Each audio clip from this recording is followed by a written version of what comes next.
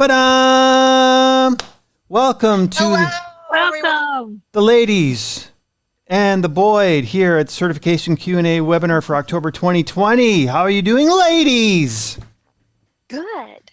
Awesome. It's lovely in Texas. Yeah. And in I hear Maryland? it's nice and cold in Michigan. I heard someplace that it was snowing yesterday. Where was that? Do you guys hear that? It was snowing at my friend's house, and he's in Wisconsin. Yes, that's where it was. I know there's like South Dakota or 7 inches like or something that. crazy like that? Yeah. They took pictures of his back patio with his, furniture on his back patio with covered in snow about this much, and it was coming down. Go figure. Okay, but when I grew up, it was snowing in Michigan in October, so yeah. Yeah, we got some Some beautiful Halloweens leaves we'd though. have snow, and some we wouldn't. It always rained at least, so. Yep. But enough of the weather forecasting and all that other stuff. So you're here because you want to learn more and get the latest updates on all the stuff happening in the medical coding and medical business world. Well, you are in the right place, ladies and gentlemen. With me today, I've got Jennifer Saunders and Alicia Scott, our two resident CCO subject matter experts with lots of credentials behind their names, and they're going to be sharing a lot tonight with you tonight. If we can go on to the next slide, letter. If this is your first time in the CCO community, let us know. We're going to have a poll here in a couple seconds. And if this is your first time here, it might be for some of you. This is a general webinar about all things medical business certification, medical coding, billing, and practice management related, as we all know here. So, of course, what is how many times have you been here at the webinars? We want to find that out right now. Alicia, can you hit that button? I did. It is launched. Awesome. They are going. Okay, so your choices are first time, woot woot, back for more. 2 to 5, repeat offender, 5 to 10, liking it here at CCO, and we have our 10 plus CCO frequent flyers. We're already at 70%. We usually kind of let you go to 75% before we hit it, but my word, look at those changing. Everybody's awake and ready to go. All right, we're at 80%, so I'm going to close it. Nice. And ooh, 29%. For first timers, Yeah. 16% 1 or less. 2 to 5 is 21%, and 7% is 5 to 10, and 27% for 10 plus. All right. So the majority of you are split in half.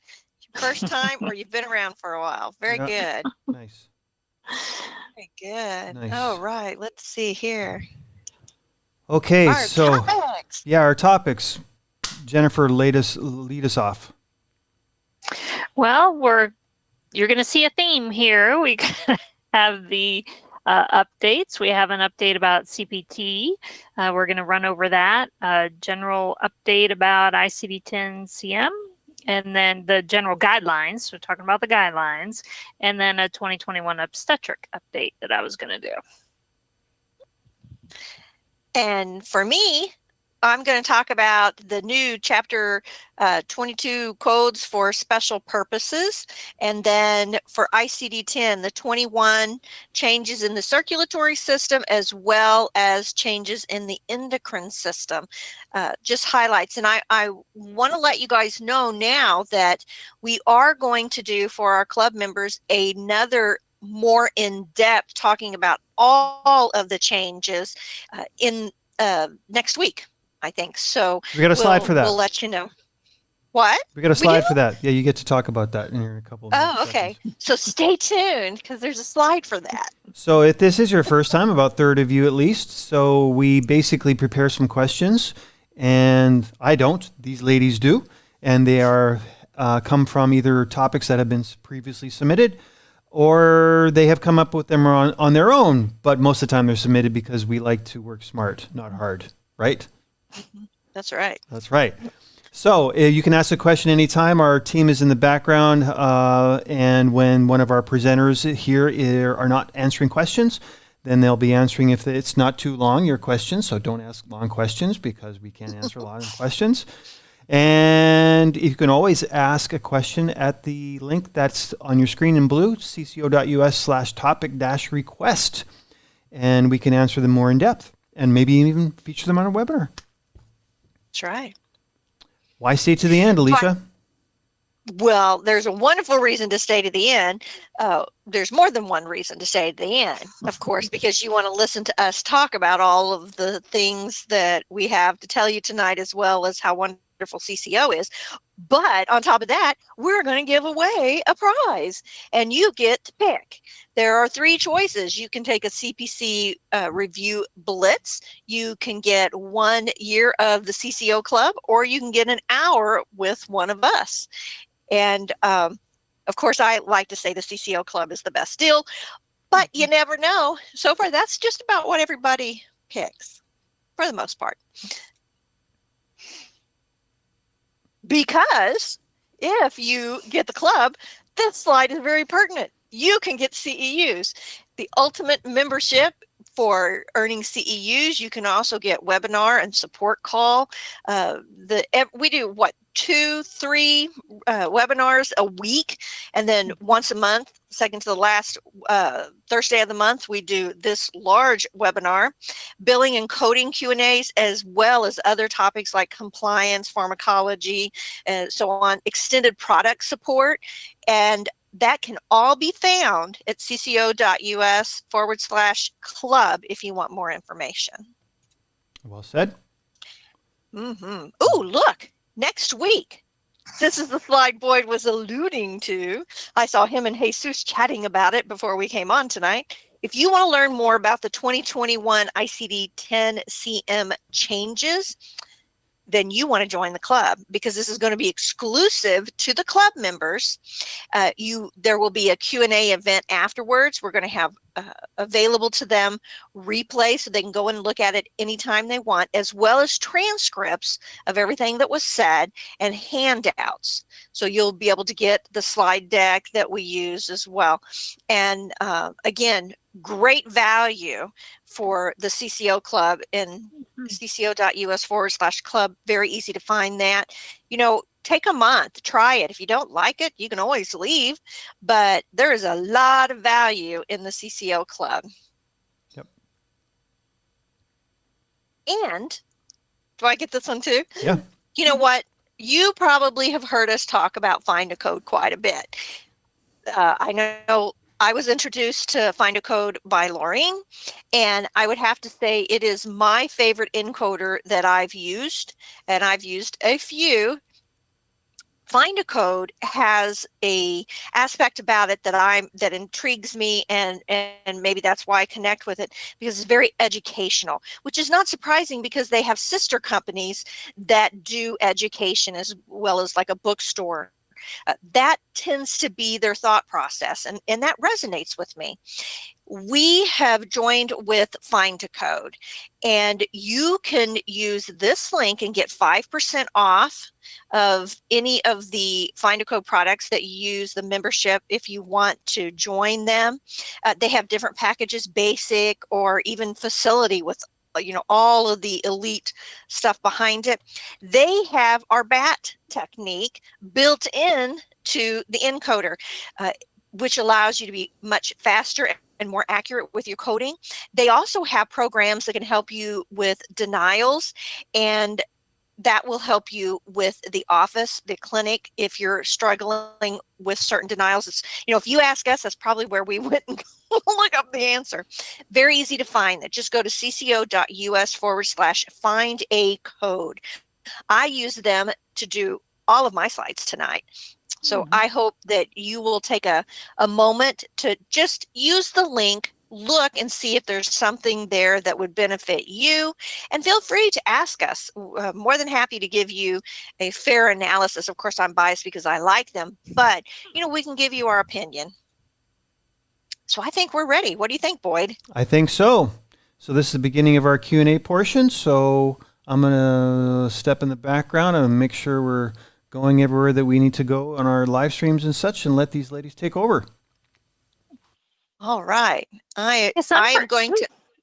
Yes, the titles aren't real clear for me here, so give me Yeah. just a moment. I'm going to take my camera off, and then I'll go up and find that slide for you. Well, so I wanted to go into one of the new CPT codes now, since the books are not readily available. Trying to acquire the information took a little, it takes a little bit of research. So one of the new CPT sets that they announced is coming out, I thought was rather interesting. So in January of 2018, we had some new Category 3 codes come out, 0295T through 0295, 96, 97, and 98, 0298T. Those Category 3 codes, if you remember back to your learning for CPC, Category 3 codes are temporary code sets. So they come out with new technologies, new procedures, new services.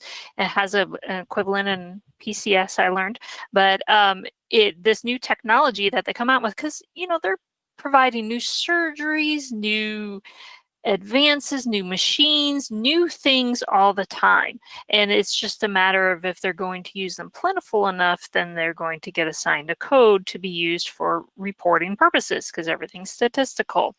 So all of the new information that comes out will get a Category 3 code. So this allows the providers and insurance companies, clinicians, any really representatives, anybody involved in this process, to recognize that there's new technology in use. And what is this new technology? So not all Category 3 codes become a Category 1 code. And what's a Category 1 code? That's the CPT codes that we use, that 0000 to 99999 that we use in our everyday business for procedures and services. So not all will become that. It's typically, they display them for 5 years. So this code was set to expire in January of 2023. So unless they change the name, then they kind of renew it a little bit, or if it becomes a code. Well, in this case, it did. So code 0295T to 0298T, that family of codes, is describing an external electrocardiographic recording. Now, we may have seen some of these codes before. They need to monitor somebody's heart, and they like dial in, and we've got all different kinds of cardio recording. So this one's more than 48 hours and up to 21 days. They do a continuous rhythm recording, and then they store and analyze it. They come up with a report, and then a review and interpretation. That was the main code. Well, then there was a code just for the recording, a code just for the analysis and report, and a code just for the review and interpretation. So we've seen that before with other EKGs. We have just strictly one portion of the service we bill for that. So that was what those temporary codes were. So they were describing a continuous recording of the patient's heart or their ECG activities while they're performing their daily activities. So this is something that they wear all the time. So the provider would use this data to make sure that they're, to see if there's any disturbances, any arrhythmias, any abnormalities in the waveform and the wavelength, how it does its peaks and valleys, And then they can note how often those abnormalities are occurring with that patient. So it's a good device where the patient's not coming in, being clicked up to a machine all day long. They're still able to do their normal activities every day. So that continual monitoring is, some carriers say it is medically necessary for certain conditions. They might list a transient cerebral ischemic attack, STEMI or non-STEMI, subsequent STEMIs, some other forms of heart disease. They may want to see how that heart is reacting and how that rhythm is going. So some providers would use that form of monitor on a Holter monitoring device. So this is just a clip that I pulled off of the Mayo Clinic that, you can see kind of like, wow, that's bulky, cumbersome. Why would I want to wear this? I got these electrodes all over me.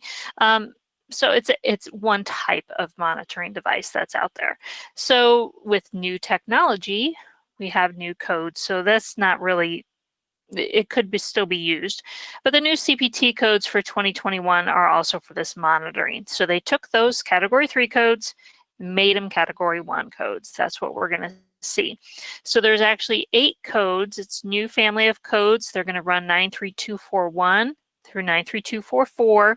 Those are going to describe recordings from 48 hours to 7 days. So in that same criteria, reports, devices, analysis, things like that, could break it down. And then 93245 to 93248 are going to describe those recordings of more than 7 days and up to 15 days.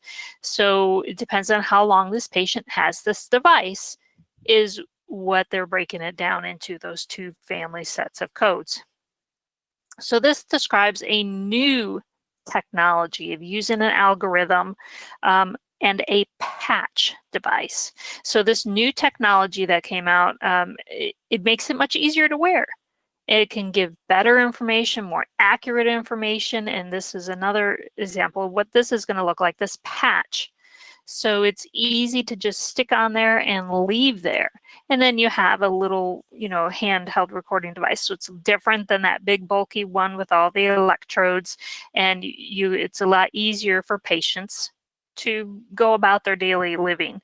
So the AMA cites that these new advances in the field of this monitoring and detection. So with them, they also have new guidelines that are going to be printed in the CPT, which, the guidelines for CPT come prior to the family of codes to describe the services that are going to be subsequent to, what the guidelines state. So it's going to describe those family of codes. So I thought it was pretty interesting, this new technology, new device. We see new things come out all the time, new surgical procedures, and this is what happens to them. They may start as a temporary code, and then they become a permanent CPT code for us to use.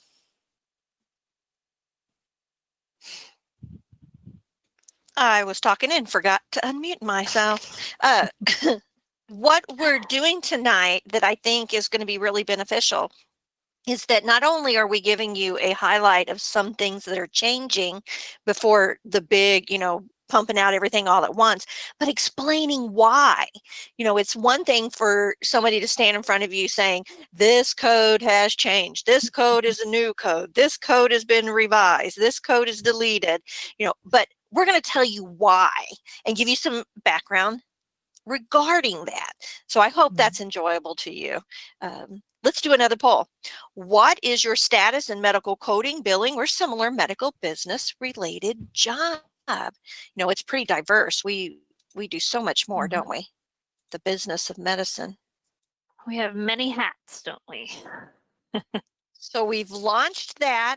These are your choices. Looking at medical coding as a career, certified and looking for a job, employed, improve my current job situation and earnings, and no, not pursuing employment at this time. You guys are doing great. Lots of, wow, it's just pretty neck and neck for the middle ones there. Very good. Okay, so I'm going to go ahead and close that now. I'll give you a countdown.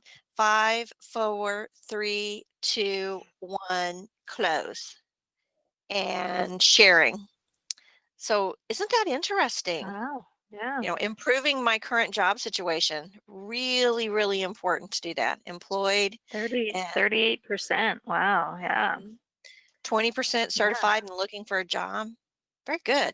Well, thank you guys for sharing that with us.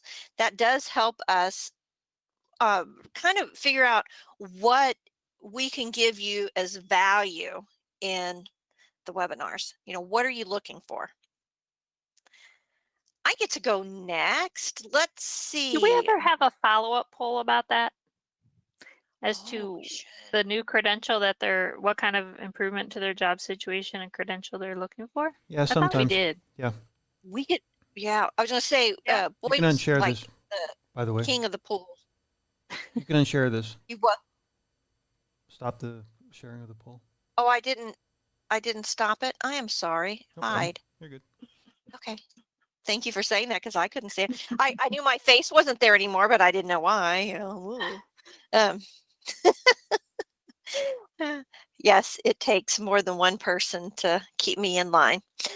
We're going to talk about some of the new Chapter 22 codes for special purposes. And there's only 2 codes in that category right now. So let me pull that over. New codes for Chapter 22 for vaping and COVID-19. And these codes did go into effect earlier this year. I don't know how many of you are familiar with vaping. I see people doing that all the time. I've never been in one of the stores, but they pop up everywhere. In fact, I was going to town day before yesterday, and they were putting, they had a cherry picker out, putting a sign on a new vape shop. They call it, a smoke shop, but that's what they were advertising. And it was like Apple something vaping. And there was a guy out there taking pictures, so it's like they pop up all over the place. So it has to be a good uh, business, I guess, for making money.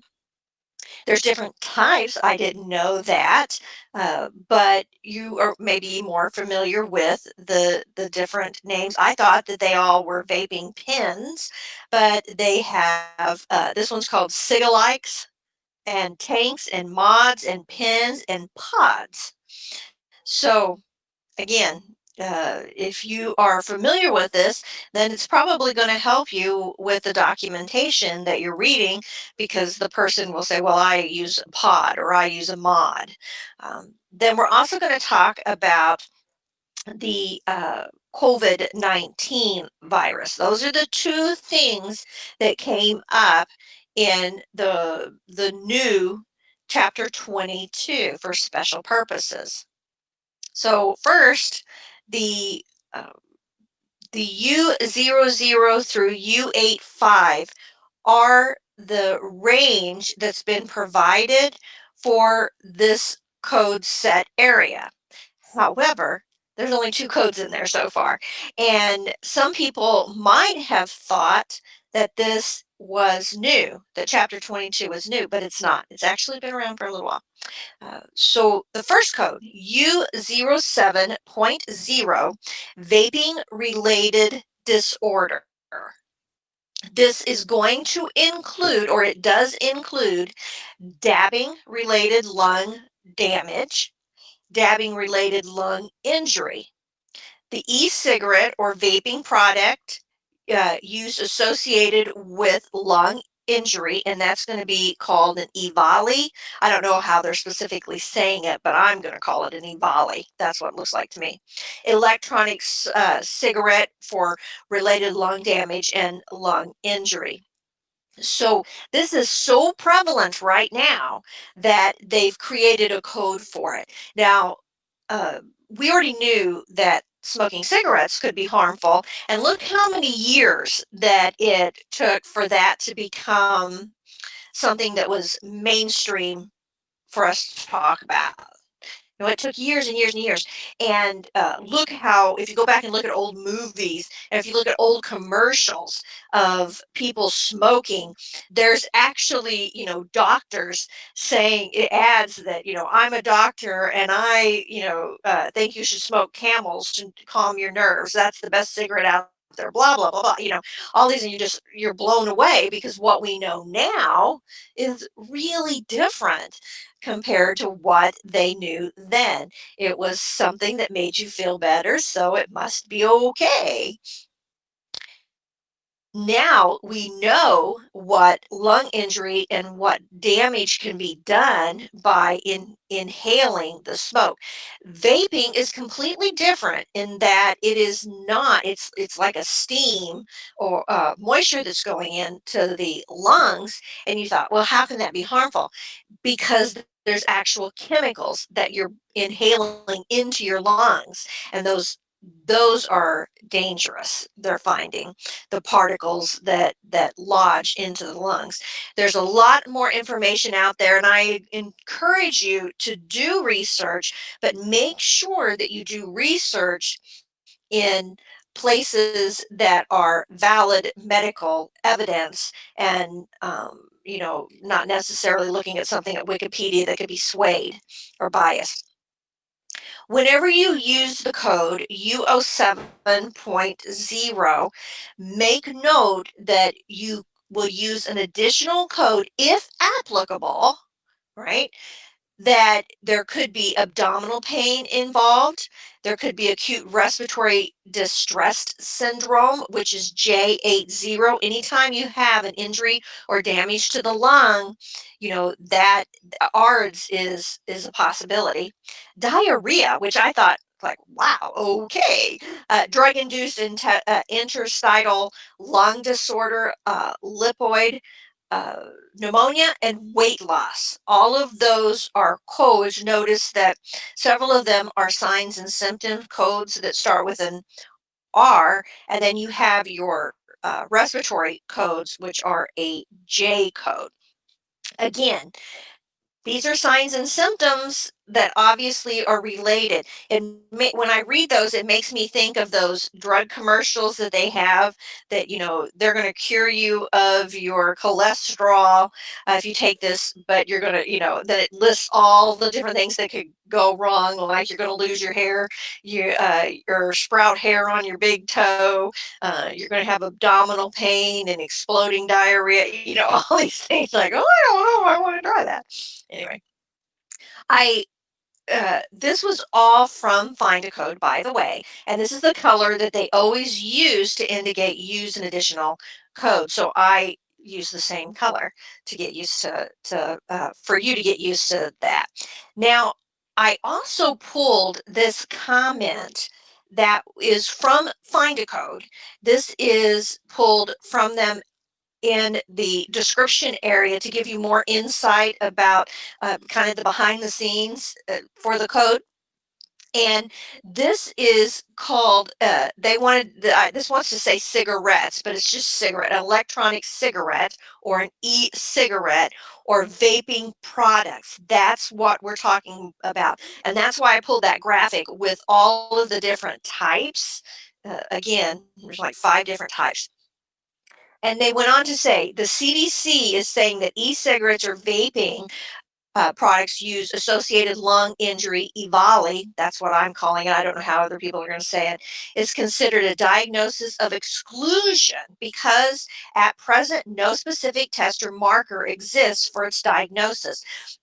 I was just talking about a gold standard the other day. I think that was on Tuesday about, how do we come up with these determines, what signs and symptoms would lead you to a specific diagnosis versus another one. And it's this gold standard and it's these markers that they're talking about. So it's so new that they don't know yet. And that's why it's a U code versus a J code, because the etiology and the outcome has not been fully determined yet. So that's really impressive that Find a Code has that in there. And then I won't read the rest of it. I'll leave that up to you. And of course, the club members have access to that. The World Health Organization developed that code UO7.0 at the end of last year. So if you go back in the club and you listen to some of the other webinars that we did, we talked about this code and the COVID code at the same time to let you know that this code had come out. On top of that, I thought it was really important when I was doing my research, I found off of Find a Code again, an alert that had popped up in 2012 that stated that chapter 22 was going to be codes for special purposes and that it was going to be U00 through U85. And this is just a clip that I took off Find a Code from that alert. Again, another reason why I like them. They keep you informed. And it said the new ICD-10, Chapter 22, will go into effect, if approved, in December 21st, 2012. So this has been around forever, well, not forever, 2012 they've been talking about, but there was no codes to put in there yet. right? Even in 2012, was vaping quite a thing yet? But they knew there was a need for this chapter or this area in our manuals to capture these specific scenarios when we really don't know the outcome. It's an unidentified sources have suggested that the creation and approval of these additional codes may have contributed to the delay of ICD-10 implementation, which, wow, isn't that interesting? Because we thought it was all about them not wanting to switch, and that being a lot of money involved with the switch. But, there was some behind the scenes that we weren't aware of. More in depth about this, again, is to say that there is now a new subsection within that code range. U00 through U49 is going to be for provisional assignments of new diseases of uncertain etiology or emergency use. Thus, that's why they put COVID in there, right? And so they're saying, hey, if this has happened once, we don't want to be unprepared to capture our statistics. We do this for statistical purposes to begin with. That's why we code. We're translators, and we take the documentation that the provider gives, we translate that documentation into a code set so that it can be captured and we can collect statistics off of it. So because there is now a code, we know how many people have been diagnosed with COVID pretty much around the world because they use the same code, actually. So that's pretty fabulous. We can tell even within a county, right? Within a town, in a county, we can narrow it down because of that code set. New diseases, again, and uncertain etiologies is why that little U00 through U49 is going to be sectioned off, and that we may start seeing other vaping codes related, and includes and excludes and stuff like that come in the near future. So now that's all with vaping. Let's talk about COVID-19, as if we haven't talked about that enough, right? Again, we have talked about this in the past, but just a little refresher. So, bear with us, as our club members already have heard these lectures. I pulled out exactly what it looks like in the Find a Code, use additional code. If you're going to use U07.1, make sure that you also code to identify pneumonia or other manifestations, such as ARDS, right? That's usually what gets people is developing ARDS. But there's an excludes there, and the excludes are always in red, and they have an excludes 1 and an excludes 2.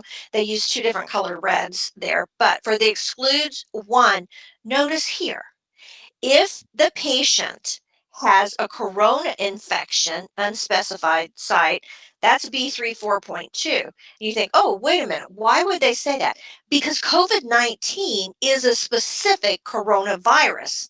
There's all kinds of coronaviruses. We've identified coronaviruses from, oh, wow, back to the 1900s. And if you've ever looked, which shocked everybody, if you've ever picked up a bottle of Lysol, it says kills coronavirus. So again, we've known about it for a very, very long time. So there's more than one type. If the patient has a coronavirus, B34.2 is what you're going to append or going to use. But if it's COVID-19, then you're going to use U07.1. If you've got also available to you coronavirus as the cause of diseases classified to other chapters, which again is a B code, and severe acute respiratory syndrome, SARS, unspecified J12.81. So SARS is different than coronavirus. They're both respiratory, but SARS came out and was identified a few years back, and it did not become a pandemic, but it got really scary across the world there for a while. But it did not become a pandemic, although COVID-19 did. So if you don't know the difference between a pandemic and there's more than one, a epidemic, epidemic and pandemic, then do some more research on that. COVID-19, of course, if you didn't know, the coronavirus, the CO in COVID stands for corona. The VI stands for virus. So there is a lot of corona viruses, COVID viruses. And the D is for disease. What we used before they officially named it COVID-19, it was the 2019 novel coronavirus or 2019 nCoV. So that's a little bit of interesting facts for you. And then when they officially named it, then it was COVID-19. That's what they gave it.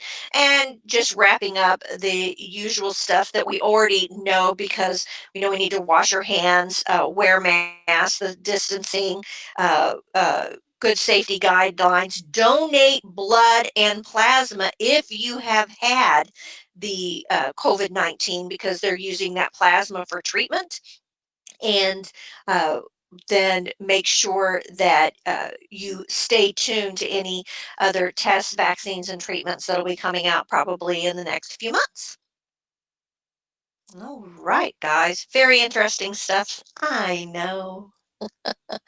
Can't. I don't think we'll not be talking about COVID-19 for a very long time. We have a flash It's sale. What did you want to say? Oh, no. I did a chapter presentation a couple weeks ago, and we talked about blood and stuff like that. And they said, yeah, that they are so low. And some of the facts that we talked about at the meeting was, how many. They said 1 out of 10 people who go into the hospital need blood. How many 15,000 pints they go through a day. And it was just fascinating information. And Yeah. especially since they're so low right now, because people don't want to go out, they don't want to donate blood. So, yeah. You know, I give blood at the Red Cross, and so does my daughter. She's got T-shirts and she's got the card and everything. I just go when she goes, more convenient. I'm O positive, she's O positive. My husband's a more rare type, but and so when they get their hands on him, they're always very excited. But uh, but I've never been called so much by the Red Cross or had them pump emails through. Usually once a quarter, I get a message, I get a phone call. Now I'm getting them almost weekly, and the emails. Every week I'm getting emails. So and they keep saying critically low, critically low. So again, if that is something that you have not done before, probably a good idea to look into it if you're open to it. It truly saves lives. I know my father-in-law had to have a lot of blood, especially close to the end of his leukemia, and it made him more comfortable, and it also made him live longer. So it's a good thing. We are having a flash sale, 30% off the courses and the Blitz. Jesus called it the Harvest Sale. It's going to expire this Saturday on the 24th at midnight. Real easy to find it. If you go to cco.us, it will have this banner that you're seeing there. However, if you want to just type it in, it's the cco.us/harvest. And if you're thinking about testing soon, then I would urge you to get a Blitz. But if you're thinking about adding a new credential, this is the time to do it. Start studying now. And I have a feeling that after the first of the year, where testing will just explode, that there'll be a lot of new opportunities to test. So take advantage of that time now. All right. So, there, of course, are new guideline updates. So, one thing we're going to look at is the ICD-10 CM guidelines and what kind of updates did they have. So, how many of you knew there were guidelines there? So probably, when I started, I learned to code. And then I went to a weekend boot camp before I took a CPC exam, and I was like, wow, I didn't know these things were here. So, when I first learned coding, it was kind of somebody told me and I did it. So, it's been a lot of education since then. But of course, nobody likes this section. That's why it's the best section. It gives you everything you need to know is right there. It tells you your answer. So when you're confused, it tells you. So there are some new guidelines that have been added into the book this year. Of course, if you print these, that makes it even longer. Some new sections added. It depends on which kind of font you use or even the publication. Now, I've noticed for when I teach, they use a specific book. And so when I ordered that one, I don't like that publisher as much because the other publishers, they make it stand out that there's a new one. This one, they just bold. So it's a little bit different. And it's not, for me, it's not as easy to pick out because all the headers are bolded. So how can I pick out what's new when that's bolded as well? So I like it in a different color. But there are some new sections. So if you know how to name the guidelines, section 1, of course, is the very first section of the guidelines. C is the chapter specific guidelines that we go into. And in chapter 1, you're talking with your A, B codes. So they've added 11 new guidelines with some sub guidelines. So, indented more subparticles of the guidelines. So that's your AB, or you can refer it as any bug if you're trying to remember what it correlates to in ICD-10-CM. That's all of your, streptococcus, those kinds of information we're going to find in chapter 1. Except now they label it A00 to B99 and U07.1. So because that chapter 22 that Alicia just talked about, since that's kind of the temporary, we need a place to put these things section. So this is going to correlate with guidelines in chapter 1, even though we just said that code is in chapter 22. So the section lowercase g, they added guidelines that correlate to the U07.1, the coronavirus infections. So there are quite a few. Like we said, there were 11, and these are some that we're going to see. If you know your guidelines, then you can see a theme here, a pattern. They use some of the same kind of nomenclature over and over. Code only confirmed cases. Okay, we see that with HIV, right? You code only a confirmed case that the provider has documented. So that's our very first guideline with coronavirus. Only if they tell us it's confirmed. Another one is sequencing. So we see sequencing throughout ICD-10 guidelines. Of course, we see it with, again, HIV, obstetrics. We see sequencing, certain Z codes like outcome of delivery or, baby, we might have a sequencing priority to those. So U07.1 is a first or principal diagnosis unless another guideline gives sequencing priority, such as obstetrics. Obstetrics section, obstetrics always first. The third one, they talk about those manifestations that Alicia just pointed out, that pneumonia, the acute bronchitis. There are specific guidelines for these manifestations. These are sub-guidelines, so subcategories. We have pneumonia, acute bronchitis, lower respiratory infection, and that acute respiratory distress syndrome. ARDS. So we have a specific guideline. Now, when COVID first came out, everybody's going, oh my gosh, how do I code this? And everybody's scrambling.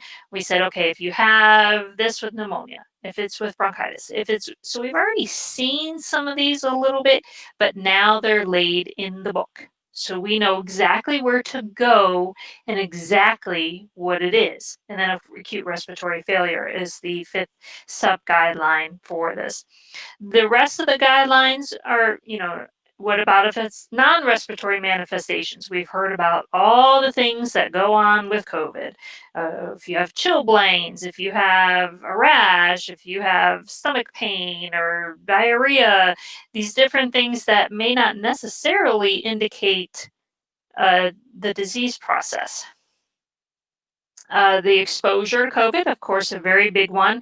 You're asked that no matter where you go. Have you been exposed to anybody who's had COVID? Screening for COVID. So those tests that they want you to go down to the health department and get done, or if you have an order from your doctor, you're screening for COVID, similar to other screening guidelines that we have out there. Signs and symptoms without a definitive diagnosis. So that was probably, I would have to say, probably one of the biggest forum questions that comes up. Do I code it as COVID, or do I just say that they have a cold or upper respiratory infection or whatever it is, that symptom that they were coming in for, the cough or the hoarseness or whatever their symptom was they had coming in. So there's a specific guideline for those signs and symptoms without their definitive diagnosis. Asymptomatic individuals, we see that quite often now. People test positive and they're like, well, I don't have any symptoms. So asymptomatic who test positive. What's another place where we see that? HIV again. So a lot of these guidelines, we can kind of see how they come about. We could have a disease, but not necessarily have everything associated with that disease. Personal history, there's a personal history code, personal history of neoplasms, personal history of smoking. Now we have a personal history of COVID-19. And follow-up visits, how do we guideline for how do we do those follow-up visits for COVID-19? And it's similar to what we've seen in other categories in ICD-10 guidelines, is there's codes specifically for follow-ups. We see it in obstetrics and in the PE section. And then encounter for antibody testing. So now they're not doing the screening, they're doing the antibody. They're coming in for that visit. So we need to recall with ICD-10 guidelines that with all of them, that they are, they're there for a reason, and they give us the information that we need to know. So a lot of them may seem similar, which makes it a little bit easier to remember some of them. And, like I tell my students, as long as you remember, okay, I've got, what are your main ones? HIV, neoplasm, diabetes, heart disease, pregnancy, so those main ones, as long as we go, oh, wait, there's a guideline for that. Let me go check and make sure that I'm doing this properly. So now COVID, we can add to that category. So these other sections that have been updated to include a COVID-19 additional verbiage or additional guideline are in the chapter 15, has a brand new S category. Chapter 16, dealing with the babies, we have for COVID infection in a newborn. And then a new one under chapter 21 in the observations section, there's more verbiage dealing with COVID-19. So we can see how this has just affected just about any coding scenario that we could have. So now there's a guideline for it, prompting us to know what to do. So of course, we've encountered so much in 2020, and we've struggled with how to code COVID. Even something like a dermatologist office, an orthopedic office, a cardiologist office, they have to deal with those COVID codes as well. So it's good to have the additional guidance there. How do we use it? Which one comes first? When do I use it? It's a follow-up visit for COVID, but they don't have the COVID anymore. Do I code it? Do I not code it? So there's a rule for that. There's a guideline for that. So the new guidelines will provide us guidance, because we don't see this going away. And like Alicia said, COVID, that acronym, has been around for a while. And if she didn't mention it, I was going to say the same thing. It's on the Lysol bottle, and people are like, oh, it treats coronavirus. But yes, there are different versions of the coronavirus. So another guideline that I wanted to bring up, that I just find this subject fascinating, and this is where I want to do some continued research and further research on, is social determinants of health.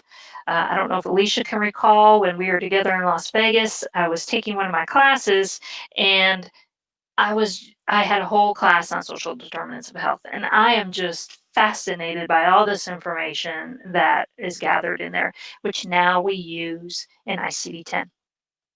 So CDC defines social determinants of health as the conditions in the places where people live, learn, work, and play that affect a wide range of health and quality of life risks and outcomes.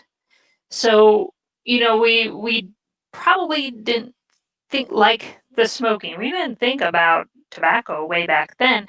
We didn't think about somebody being homeless or somebody not having proper education, or we didn't think about things like that as affecting their health. So it's a new and upcoming area that I just find fascinating. So this could be quality healthcare. People could have access to healthcare. That doesn't mean it's quality, and access to quality education as well. We've heard about some areas or some cities that the teachers are just not up to par, but they need teachers. So they just kind of hire anybody who will come teach. Um, Social factors like discrimination, that can affect somebody's health greatly. Economic factors, of course, low income, because that just starts that domino effect. You can't buy enough food, so then you're not eating healthy, and then you're eating junk food, and then you're not skipping meals, and it's just that huge domino effect. And the neighborhood, they look at things like homelessness or types of homes people live in, types of living areas, crowded, dirty, things like that. And environment, polluted areas. Think about some research I did as well for that class was after Hurricane Katrina. That area was just devastated with pollutions of all different kinds. So how is it getting back in and affecting all the people in that area? So it's very fascinating information. So there's a brand new guideline that, I'm sorry, it's not new. They've added terminology under category 14 in section B, which is our general guidelines, which is the basis of all the guidelines that we have, gives us kind of our rundown of what to do. There's a section 14, which is documentation by clinicians other than the patient's provider. So we always have the question, who can document this? Can a nurse, can I use it from a record from another office? So there's a section about that. So the original guideline says for those social determinants of health, such as what we're going to find in Z55 to Z65 in those diagnosis codes, the code assignment may be based on the medical record documentation from clinicians involved in the care who are not their provider, maybe a dietitian, maybe another provider that they saw, and we have information from. Since this information represents social information rather than a diagnosis. So they've added more information that patient self-reported documentation may be used to assign codes for social determinants of health. So whatever the patient has documented on a form, you remember they got to fill out heart disease, or do I have trouble seeing, or do my joints ache? As long as the patient's self-reported information is signed off by the provider and incorporated into the health record by that clinician or provider. So if more clear guidelines that if a patient says that they are homeless, and as long as the doctor signs off on it and uses that record as part of his documentation, then we can code something like that, because that's affecting their health. So of course that's not confused with when they say that they speak English or what race they are, nationality, that we use for MIPS and MACRA. That's a little bit different information that we're obtaining. And we say it, I think, probably every webinar. What is all this information used for? Statistics.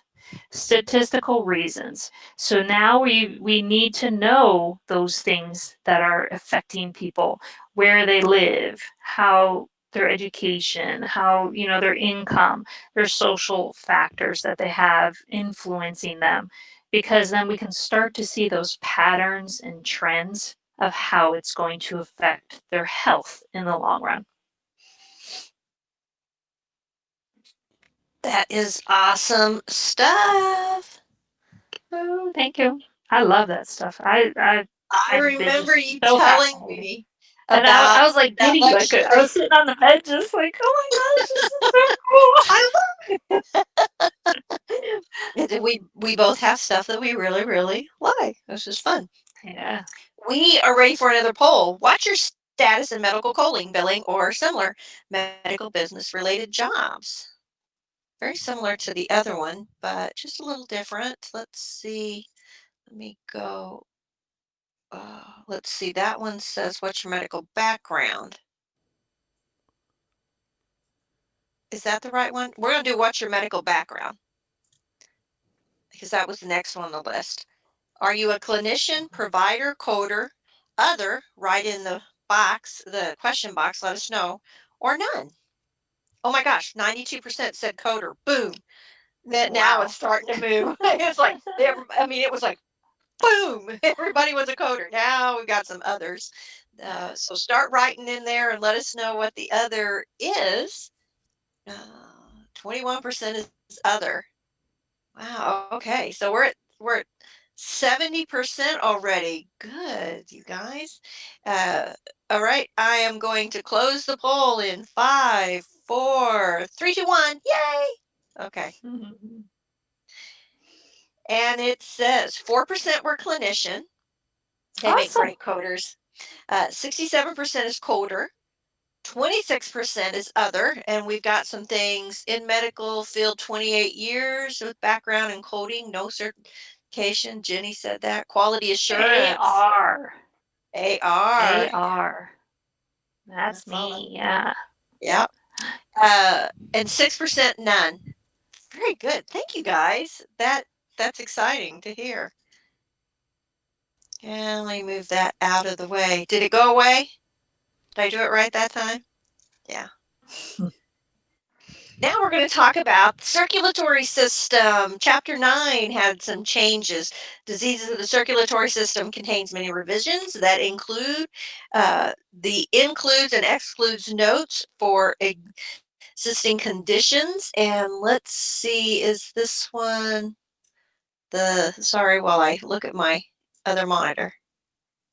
I have one monitor stacked on top of the other monitor. There was some changes, pretty interesting too. What I did was I went, hold on, let me get that off there. I went in and pulled the guidelines, and as Jennifer mentioned, that if you're reading the guidelines every year, what they do is they put in bold everything that's changed. However, the headers are always bold, right? If you learned how to read an outline or create outlines, that's what the guidelines are done. They're set up in an outline. That all being said, the area for diseases of the circulatory system would be, chapter 9, and then that would be first, and then they would break it down.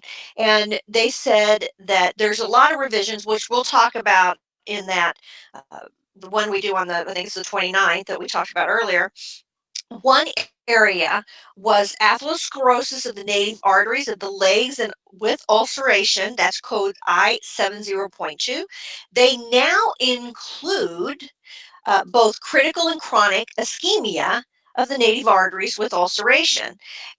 In addition, they did hypertension. Hypertensive heart disease, I11, has been revised, and it now excludes Takisubo syndrome, also known as broken heart syndrome. We're going to talk about that. So the guidelines for hypertension are going to give you instructions about chronic kidney disease, renal failure, and how to code that and sequence it. So let's break that all down. What I did was I went into Find a Code, and I picked one because there's several, because they do all the, you go to the lower extremities, and then they have the thigh, the calf, the foot, and they break it down where ulcerations would be. And I looked at I70.232, atherosclerosis of the native arteries of the right leg with ulceration of calf. And note the includes, which is in green in Find a Code, all of the codes that start I70.23, and whenever you see that dash, that means that you have to have another character to finish out the code. It's going to now include, and it always had conditions classifiable 2.211 and 0.221, but now it states chronic limb-threatening ischemia of native arteries of right leg with ulceration, and critical limb ischemia, again, of native arteries of right leg with ulceration. That wasn't in there before. So that's an addition into the new code set, the verbiage that they added. Ultimately, what happens is people were looking around for, it says, okay, we got a chronic limb-threatening ischemia. What is that? Well, it's atherosclerosis of the native artery. Okay, and also note I10 hypertensive heart. And I should have put a line here so that you would know that this is separate. I11.0 is hypertensive heart disease with heart failure or hypertensive heart. And I11.9 is hypertensive heart disease without heart failure. Again, hypertensive heart disease, hypertensive heart disease not otherwise specified. In 2019, if you looked in a 2019 manual, it would have stated includes, again, Find Code has it in green, any condition in, and notice it says I50 point, and then more, you got to fill in, that's not a range, and I51.4 through I51.9. All right, that is a heads up to include I51.81, right? So in 2019, it was there. Notice the difference for 2021. That changed. It says that it includes any condition, you've got the I50 or I51 through I51.7, and then it's not a range anymore, I51.89, I51.9 due to hypertension. So this broken heart syndrome has changed. It's no longer included. And I think I can tell you why when I give you a little more information about it. These are all, when you look at I51.81, these are all included in definitions. So it's reversible left ventricular dysfunction following sudden emotional stress, ultimately. But the Takotsubo syndrome or cardiomyopathy or transient left ventricular apical ballooning syndrome, notice the excludes one, any condition, and then it gives the range due to hypertension, same in chronic kidney disease, right? Then I went and found at the Mayo Clinic that what is broken heart syndrome. I just typed it in, and it thought that was really interesting. It's a temporary condition, which that's pertinent right there, right? It's temporary. That's probably why it was knocked off. It's not applicable to the other. That's often brought on by stressful situation, which again, it's already stated that in the definition of the other verbiage that can be used. And extreme emotion, the condition can also be triggered by a serious physical illness or surgery, and it can also be called stress cardiomyopathy, that Takotsubo cardiomyopathy, or I can't even say apical, I can't say that tonight. The ballooning syndrome. Now, people with broken heart syndrome may have sudden chest pain or think that they're having a heart attack. However, it affects only a part of the heart. It's temporary, and the heart's normal pumping function goes back to normal. The rest of the heart continues to function normally or even have more forceful contractions. And so you probably get this like big lub-dub, action in there. The symptoms of a broken heart syndrome are treatable, and the condition usually reverses itself in days or weeks. And again, that is straight from the Mayo Clinic under broken heart syndrome. Thought that was very interesting. Now we're going to talk about coding CKD and end-stage renal disease and hypertension. If you didn't know what a hypertension does to the heart, here is a fantastic graphic about the effect that hypertension has.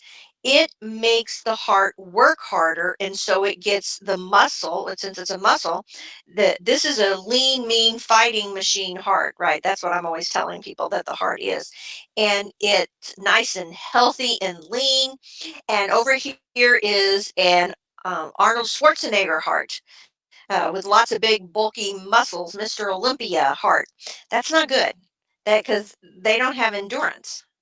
And so not only is it more muscular, but the amount of blood that comes in is incredibly decreased. And notice that it also pushes less blood up through the major arteries. So it's not a good thing. It's causes long-term side effects. When we look at chapter 14, uh, and I went ahead and took where it's found. So if you look at page 63 of the 2021 ICD-10 guidelines, this is always listed at the end of each page. There's 126 pages this year. It says, if both stages of CKD and end-stage renal disease are documented, you assign the code I1 or N18.6 only, meaning you got CKD and you've got end-stage renal disease. End-stage renal disease trumps, and that's the code you go with because that's the most severe, right? So that's a guideline that you find in the diseases of the genitourinary section N00 through N99 for chronic kidney disease. So you think, oh, wait a minute, isn't that confusing? No, it's not, because you're going to go look at chapter 9, and again, that's going to be on page 51 of your guidelines for 2021. And you look under the hypertension, the classification, and then and again, this is just a big giant outline. Then we go down to 3, which is hypertensive heart and chronic kidney disease. Notice this is directly copied from the guideline. Anything in bold has changed, has been added or changed. So before it said, for patients with both acute renal failure and chronic kidney disease, the acute renal failure should be coded. So in the past, it didn't say that.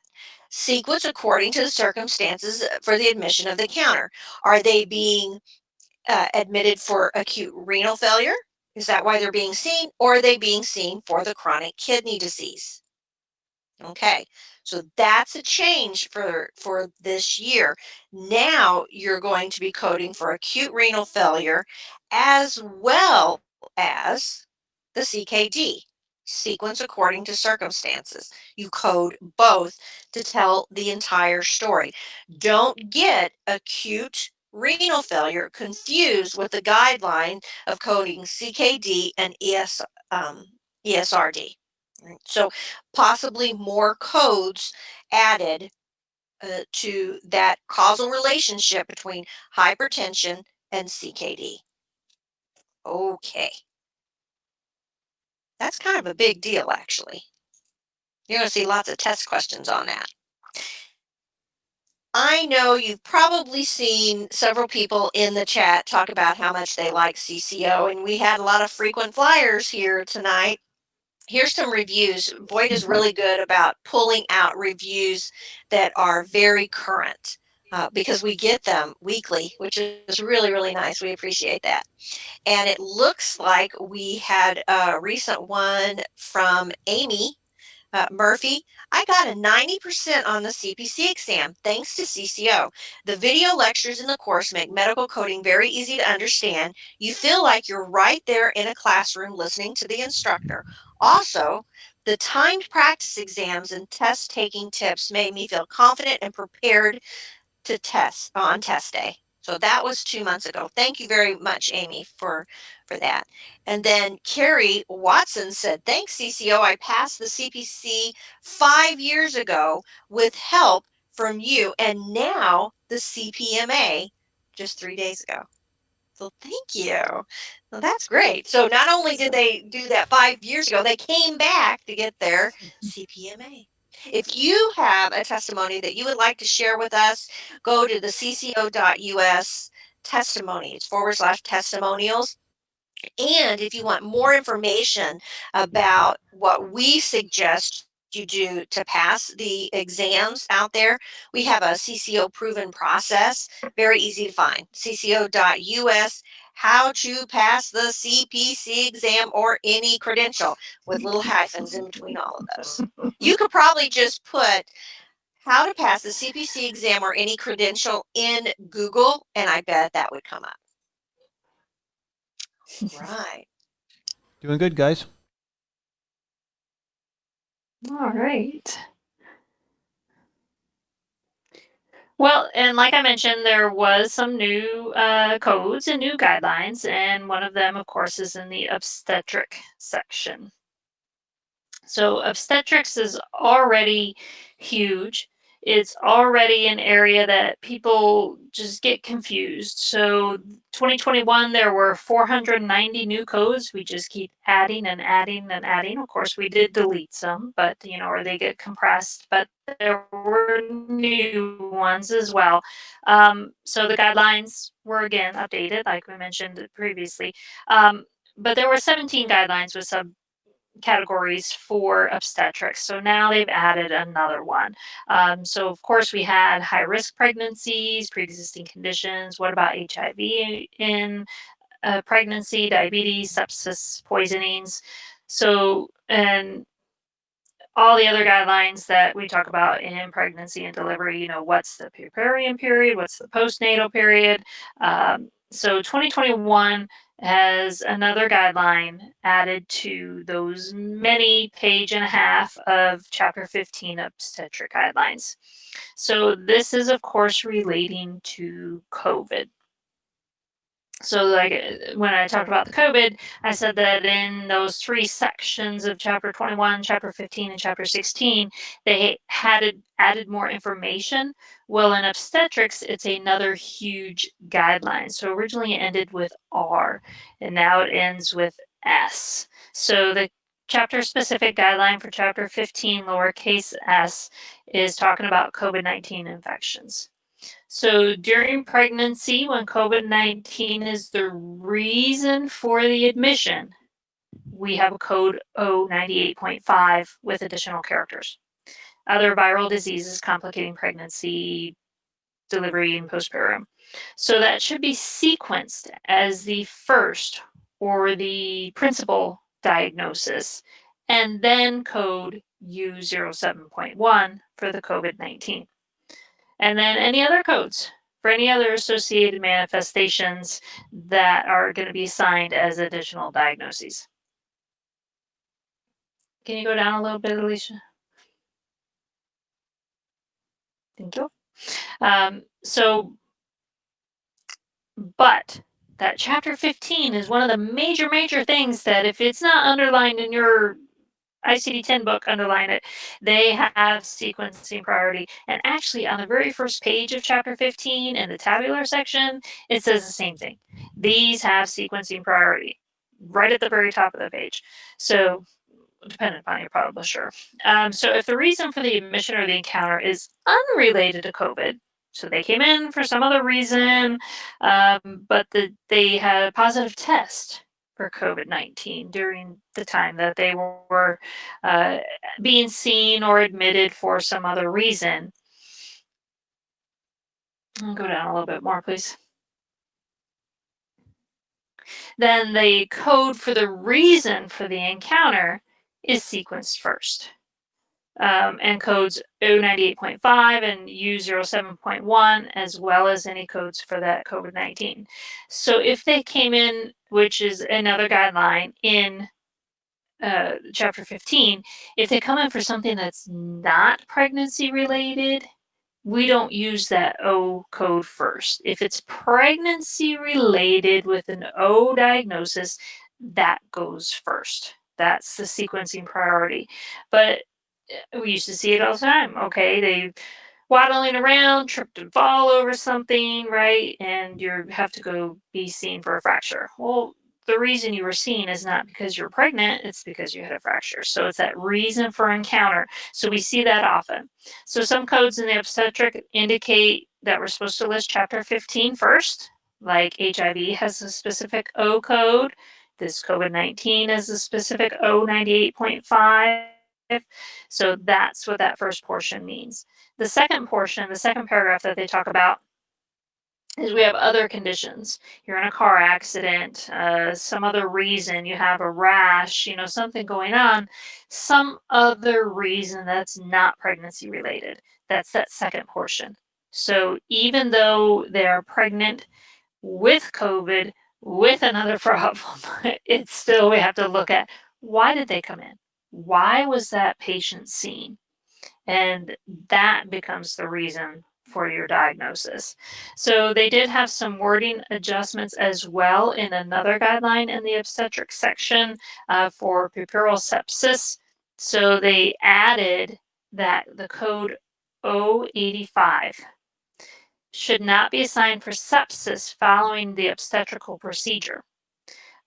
Because then they're referring you to section chapter 5, which deals with sepsis.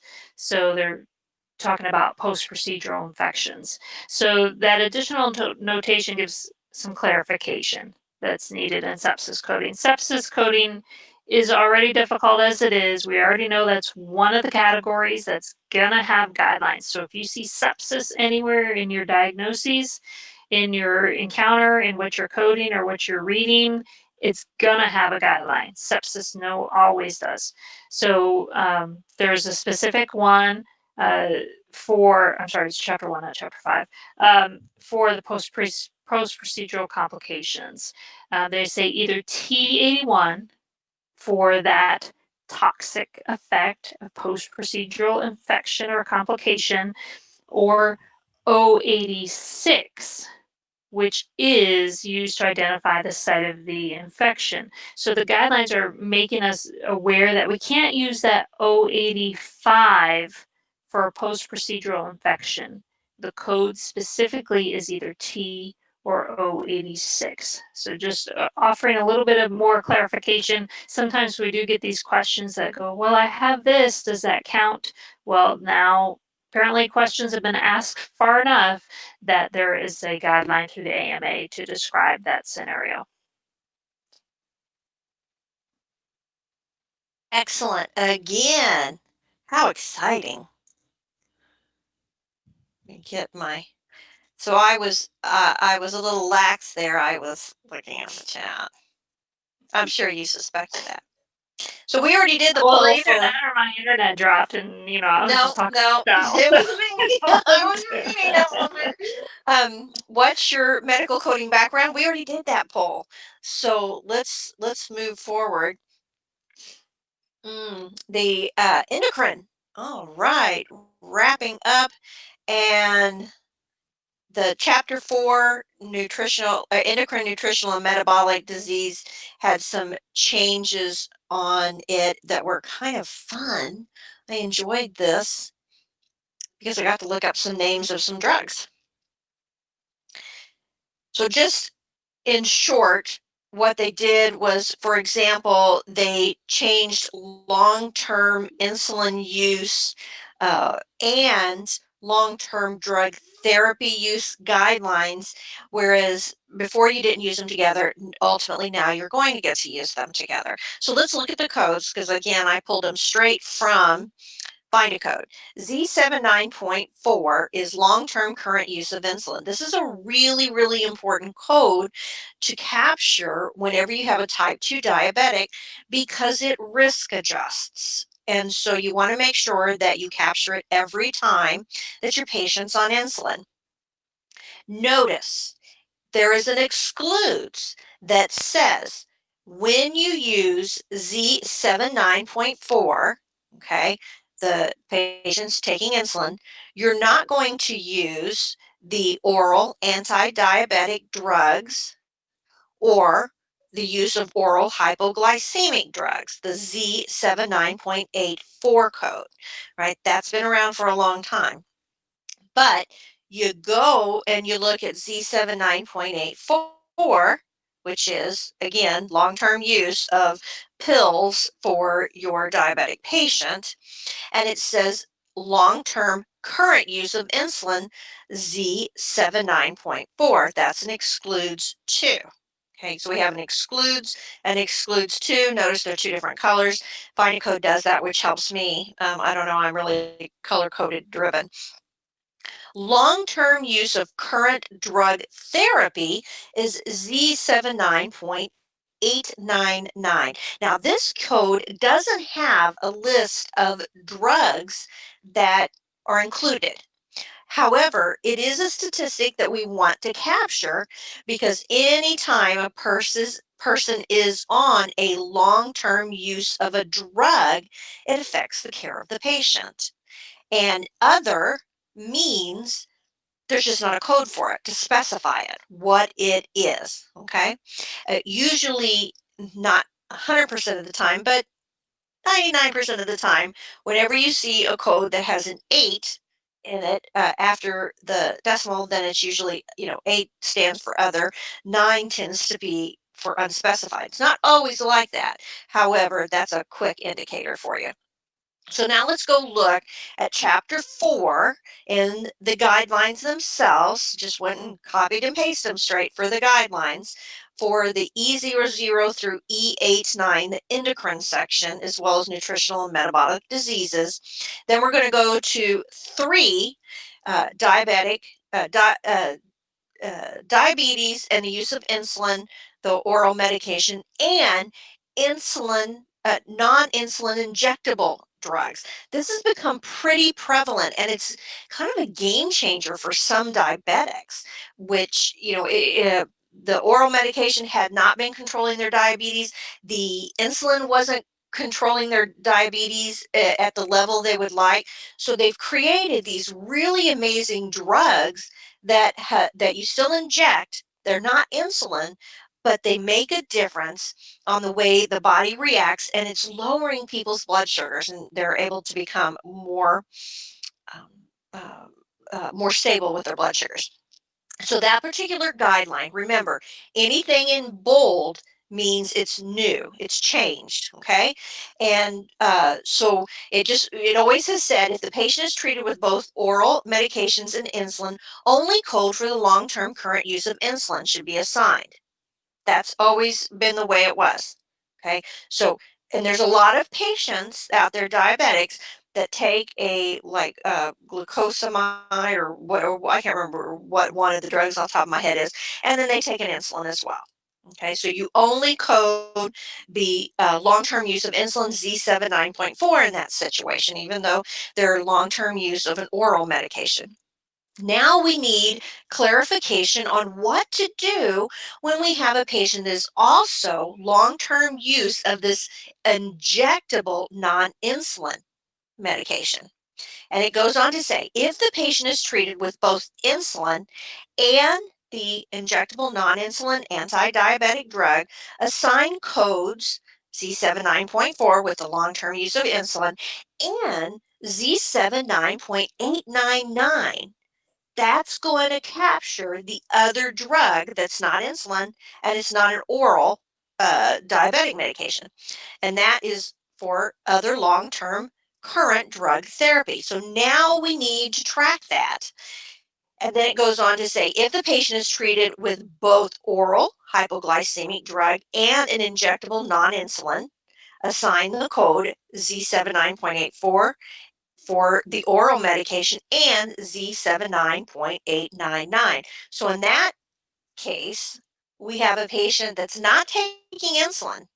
They're taking an oral medication for their diabetes, but they're also taking the injectable. Now, I see this quite a bit, and it's helping diabetics stay off insulin because once you get on insulin, it's really hard to go back to non-insulin use. I don't know if the body just gets used to it or it's just that you've reached that stage of your type 2 diabetes that you require the insulin. And then it's always said code Z79.4 should not be assigned if insulin is given temporarily to bring a type 2 patient's blood sugar under control during the encounter. that is, they use that as a test question, so you might want to be careful. Again, non-insulin injectables. You've probably seen these advertised and you know it's diabetic medication, but didn't realize what it was when you see these names. So I went ahead and pulled them, and now you can see what they do to the body. So there are, let's see, 4: Byetta, Victoza, Trulicity, and Tanzium. What those 4 do, they all work the exact same way. I understand that they're made by different, I didn't look to see who makes them, but they do the same thing. They keep foods in the stomach longer, so it doesn't go into the system and therefore change the sugars, increases insulin when you eat, and lowers the amount of glucose released by the liver, which, hey, that's exactly what diabetics have a problem with. Then there's Bidurin, and it's an extended release form of an exenite and is injected once every 7 days. And then there's Simlin, and it's a synthetic man-made version of amylin. It's a peptide that's released along with insulin when a person eats, because again, eating has a major factor on diabetics. Amylin helps the person feel full by delaying emptying of the stomach. It also lowers the amount of glucose released by the liver. So each one of those has a slightly different purpose. Notice that each of them has an effect on the stomach. And again, pretty fascinating. I just think that in my lifetime, they're going to find a cure for type 2 diabetes. And the reason I say that is because um, I know that they know there is an enzyme in the stomach that once that is deactivated or removed, then type 2 diabetics are the body adjusts and they no longer have diabetes. Thus, people who have gastric bypass or gastric sleeve, they aren't diabetic anymore. Type 2 diabetics. And so that's so fascinating. And the provider told me, I said, then of course the logical thing is go in and identify it and figure out a way to kill that enzyme. And they said we would if there weren't trillions of enzymes in the stomach and we haven't been able to identify it, which one or ones cause that. So again, if they can come up with that and they've already got these injectables that are helping, then I think there's progress. And diabetes, think of all the comorbidities and manifestations that it would help for a person not to have diabetes, and the health of the world would be improved. Oh, we've got another poll, guys. That's the last of our questions, but let's go ahead and just launch this poll real quick. And this one is, are you a CCO club member? And while you're putting in your answer for the poll, which is yes, no, I've decided not to join at this point, or no, didn't know about it, is it important? We've talked about it quite a bit, but one of the benefits of being a CCO club member is that every webinar that we do is transcribed, and then the slide deck, all that information and content, as well as the replay of the video, is at your fingertips whenever you want it, as long as you're a club member. No, only club members get that, as well as CEUs. So that's the benefits, as well as a lot of other little perks. And we have already 70%. So I'm going to close this poll and share it with you. So 38% of you, yes, you're members of the club. That's great. And you also get emails whenever we do videos, right? The heads up. 32% no, I decided not to join at this point, and 29 said no. So you're thinking that could it be of value to you? And I would say yes. I would encourage you just to go try it out for a month. If you want to know more about the changes, the cost of the it's I think under $20 for a month, and try it for a month, see if it's something that's beneficial, and then you'll have that exclusive webinar that we're getting ready to do coming up. Okay. And again, just reiterating the value of the club, which I won't spend too much time here because we've done a lot over it.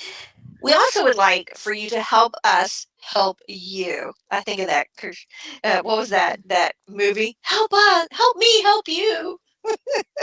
If you would fill out a survey, that would be really helpful to us because then it would let us know that the webinars that we're giving to you has value and anything that we can do to improve. It's really easy to find. Just go to cco.pe/QA 2020-10. So that's the month that we're in. I found that out last month. I couldn't figure out what those numbers were all about. So it's cco.pe/QA 2020-10 for the month that we're in. We are at the end, so we're going to pick a winner. Boyd, did you pull a winner? We did, of course. And that name is Zerla Bartolome. Bartolome, yes. That was easy for him to say. Bartolome Zerla. So Zerla. welcome and congratulations. I will put that into the chat for everybody. And thank you for all the people helping us behind the scenes. Very good. Congratulations. Tell them how to get that. Very good. How So to follow up on that. what you're going to do is you're going to send a message to the help desk at cco.us. That's help desk at cco.us. The girls at the help desk have your name. They'll be expecting your email, and you can let them know what you pick. Do you want a Blitz package? Do you want a year of the CCO club or an hour session with myself, Jennifer, whoever, maybe even Boyd, whoever you want to talk to for an hour? And now we're going to go to the chat where the Sylvia and Lori have been saving questions that you guys asked that maybe couldn't have been answered quickly. And this is not put Alicia and Jennifer on the spot, night, time, hour, moment, whatever. Hopefully not. No. Okay, the question, associates before the CPC. Is it a good idea to get your associates in billing and coding without your CPC? I have an opinion in that. Do you want to tell them your opinion? Go right ahead. What's your opinion? I think a degree is always wonderful. I would never tell somebody not to get a degree. However, you don't need a degree to get a job. You do need the credential. The credential will get you an interview. In fact, they're not even going to hire you without the credential.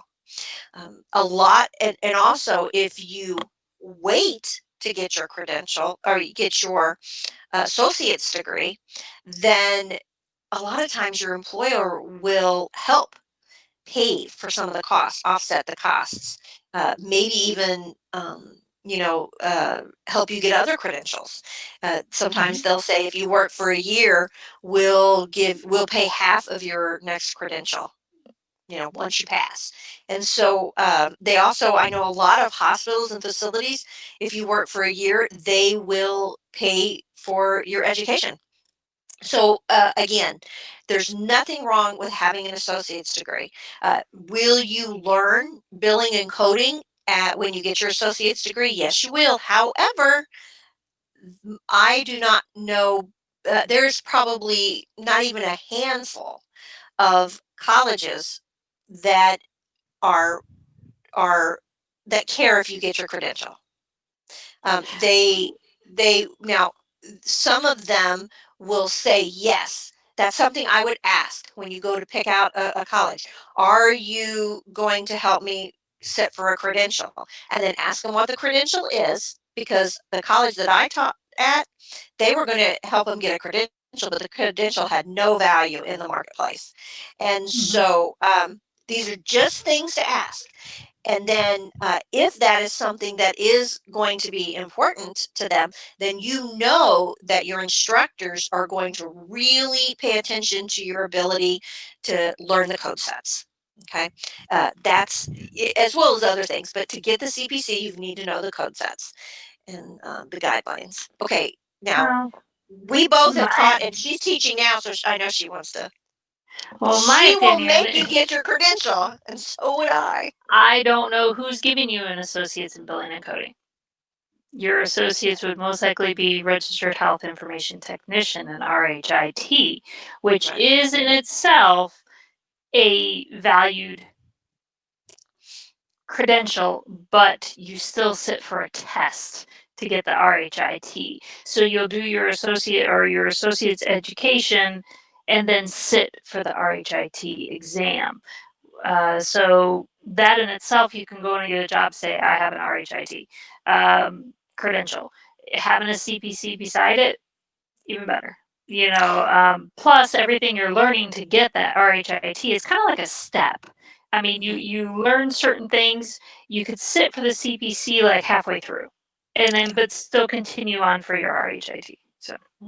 And I would like to just add to that. Last night we were doing our office hours for our students. We have, one day a week. We kind of just open it up for them to come and talk and ask questions about their lessons. And there was a particular person, she's an RHIT, and she hasn't been able to get a job because they require CPC. So now, I made a point. He's like, well, it's because RHITs don't have as much training in the code sets. And she said, well, yes, I do. But an RHIT probably can't go sit for the CPC exam without having further additional help, in my opinion. And again, Yeah. it could be different. It depends what school you go to and if your instructors are invested in you. Now, I was very invested in my students getting a credential, and I was just telling it doesn't matter what you walk out of here as a degree. If you don't pass, if you don't get a credential, you're going to struggle getting a job.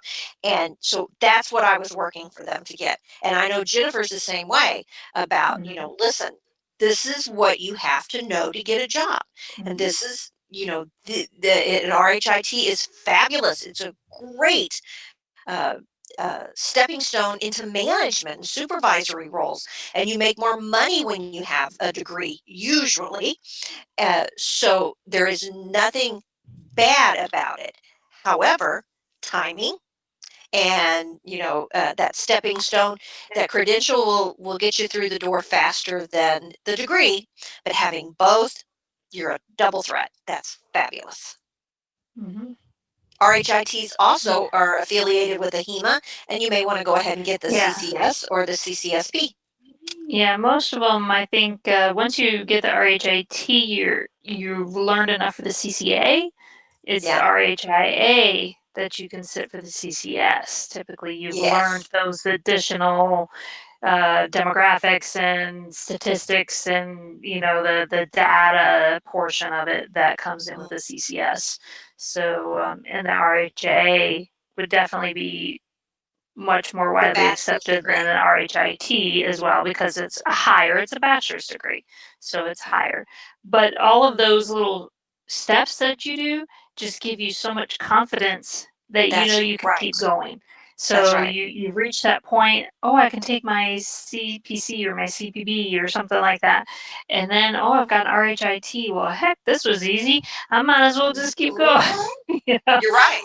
Time and money affords, but it's that brings up another thing, that if you are going through a program like that, then that means you have developed study skills, and you can't sit for the credentials without having studied. I mean, even if you are a coder and you haven't said, there is a mindset to sitting for these exams there that you can't just say, oh, you'd be like me, I'm going to wing it. Let's just see if I can pass. Just walk in and take an exam. So you I don't even think a doctor could walk in and take an exam. There's just so many rules about it that, and they're testing you on the rules. Anybody can look up a code, because it's just a book. You look it up. But the guidelines is what what you're being, those 126 pages of ICD guidelines for 2021, and that's not including CPT guidelines, HCPCS guidelines, and if you're going to do inpatient PCS guidelines, so different code sets. So again, good on you, do it. Do you have to have it? No, but really vet where you're going to go to school. Ask to meet the instructors, see if they're passionate about what they're doing, and because there's a lot of places to be able to go get that degree, online, in person.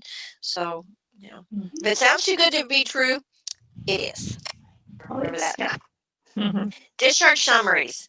Is it required when a patient expires in the hospital to do a discharge summary, or will a progress note be appropriate? Would it be the same when a patient leaves against medical advice? I see it documented where a patient leaves AMA and the doctor was not notified by nurse until 4 hours later.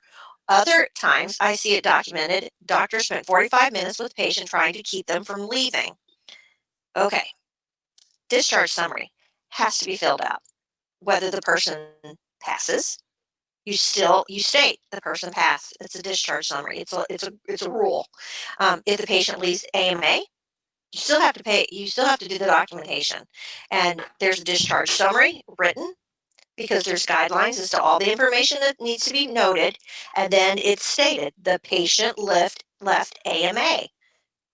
And so yes, protocol will be. Now, can different facilities have different protocols as to what's required in a situation where the person leaves AMA and how soon they leave AMA, so on and so forth. Absolutely, so that could have nuances, but we just did this on last week. I think we did a whole thing about discharge summaries. Why do I remember that? I don't know. What do you think, Jennifer? I didn't have an opinion. I didn't look it up. Sorry. Yes. Fill out you're going to get a discharge summary. I just about blew my ears out. I accidentally hit the button. Yes. Yeah. Discharge summary is always filled out. And the content is standard. And, it doesn't matter how long that they stay. Once you're an inpatient, you're an inpatient. And so that documentation has to be done. And if they didn't find out 4 hours later until then you state that, the patient left AMA. That was an easy one. Oh, okay, Boyd's on the next slide. Was that it? Do we only have 2? Yep, we only had 2 only tonight. 2. Yeah. They were really answering a lot of questions. I saw that thing going really crazy. So, well, then that gets us to the fun part. Hey, we are doing great on YouTube, and so many people find us via YouTube. Put that in presentation That's probably the number mode, one. please. Oh, sorry. Yes. Okay. Before you start. Thanks. Oh, no, I did from the beginning. Hold on. Oh, well. I can slide down to the Number 5. What do you think? You were right. It was 5. So the YouTube, again, is one of the, we don't advertise. And I would say if we advertise, it's because of YouTube. That's how we do it. But we want you to subscribe. There's a little bell that will let you know when we're going to be on live. But look at how many views we've got. Over 4 million views. We have 32,000 subscribers. And you know what would be really, really fun? If you would subscribe and share the videos and ask your friends to also subscribe. If we could, before the end of the year, get to 40,000, wouldn't that be fun? That would be fun. And we have over almost 1,500 videos in there, and they're added every week because we knock out at least 2 a week. 1 a month for this particular one's every month, and then 2, sometimes 3 in a week. So again, all kinds of topics in there. If you see us live, you can go in there and you can chat with each other and make comments, and so it's fun. It's a lot of fun. So that being said, it's real easy. You can go to the little search and put in hypertension, and it'll give you all of that information. Now, Facebook, We also have a Facebook page. Lori's pretty prevalent in there, coming up with really cool things. I love it when she does words of the day. That's easy to find. It's facebook.com/cco.us. What was that Don't political forget. opinion one? I love that one. The political one. What was, It was a real what was code it? too, right? Oh my gosh, I wrote it down. It was like Lori will Yeah. have to shout it out. Yeah, that was funny. Where look it up in our you Facebook. perceived that you were being Discriminated against or something you were being harassed or something based on your due to political beliefs or something. There's a code for that. And you know what? It's a site code too, right? It's an F code. So fun things like that. We're always got unique things happening there. We live stream in there as well as Facebook or YouTube. So facebook.com/cco.us. Like and share and get other people in the Facebook, and then tell them about the YouTube channel, because in the YouTube channel you can just knock out all this free content. All of that stuff's free to you guys. Of course, if you want the slide deck and transcribed and CEUs and everything, you have to go to the club. We are not doing face-to-face presentations because of COVID-19. However, we do them sometimes remote. We've kind of pulled back on that because of, again, it's a little bit more difficult to do it, and the local chapters have been doing remote presentations. So this kind of filled a gap that was needed there. But we've been asked to talk at and do presentations at local ones. I did, I think, 3 in the last couple weeks, and we're willing to help you out with your chapters. So let your chapter contact us, and if they and we usually give a giveaway. So if they're needing somebody to help with the remote, we don't run the remote. You do, because your chapter does. They have a Zoom link or something that's provided. But if you want CCO to do a talk, more than happy to do that. That's how we give back. Don't forget the CCO Club, cco.us/club. I want you to hear that in your sleep tonight. Join the club, the CCO Club. Yeah, we should come up with a cheer. Don't forget that we're going to do the 2021 changes and updates for ICD-10. That is going to be exclusive for our club members. If you're in the club, you will get an email with all of the information. and it's going to be on Thursday, I understand, actually. Yeah, the 29th. So you'll get a great email. You'll be kept up to date as to what's going on. Another one of the perks. And also Find a Code. I got all of my information and all extra stuff from Find a Code. They even have Z Health stuff now. You can get online books with them. It's great. So I encourage you to go to cco.us/find a code. Just go check it out. And if use the link. And if it's not for you or you can't do it at this time, at least you know it's there for you if you're able to do it in the future. Ask for Christmas. Ask for Find a Code for Christmas or the CCO Club. All right, guys. Help us get the word out. There's some other links that are beneficial to you. I also put a handout for all of the slides in your webinar chat. And it doesn't have all of the answer sheets. Again, that's for the club. That's a club thing. But you at least have the questions that we went over and some of the links tonight. Yep. So that's it. All right, guys. Thank you again, everybody, for being with us today. And we really appreciate it. We're going to see you again, I think, next month. We don't have one in December because we take December off. So any last words there, guys? If you know something you want us to talk about in November, let us know. This is the time to do it. Go send a note out to the CCO in the CCO Club, or send it to the help desk. Yep. Thank you so much. And until next time, happy learning. Oh, yeah. Bye, guys. Do you need more medical certification and business training? Learn more at www.cco.us.